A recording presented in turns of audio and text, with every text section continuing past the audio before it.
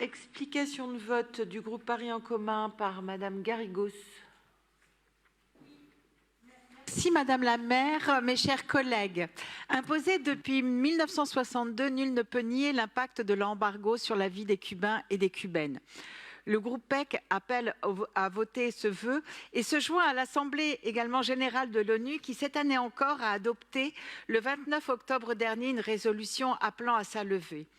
Toutefois, nous ne pouvons réduire les souffrances du peuple cubain aux seules conséquences de l'embargo.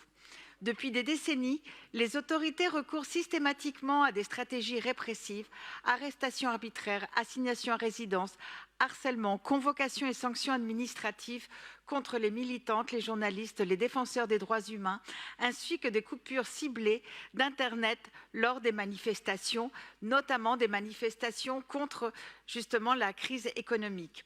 Les 11 et 12 juillet 2021, ce sont des milliers de personnes qui ont été arrêtées pour avoir participé à des manifestations spontanées et massives dans tout le pays contre justement les pénuries alimentaires, le manque de médicaments ou les coupures d'électricité, mais aussi pour demander la liberté, la fin des restrictions des droits civils et politiques, la censure imposée aux artistes par des lois de plus en plus répressives qui se sont aggravées depuis l'arrivée de Díaz-Canel au pouvoir.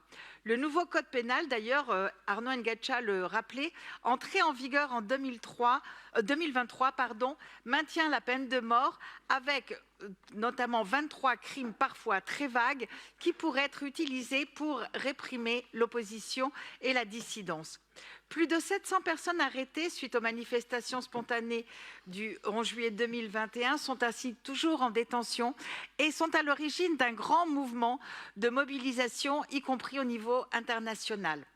Parmi les cas les plus connus, laissez-moi vous parler de José Daniel Ferrer Garcia, dirigeant de l'opposition et prisonnier d'opinion, placé à l'isolement à plusieurs reprises et détenu au secret pendant de longues périodes, ou encore les artistes Luis Manuel Otero Alcantara et Maquiel Osorbo. Vous l'aurez compris, nous soutenons, mais avec la réserve, parce que nous dénonçons ces violations. Merci beaucoup. Merci.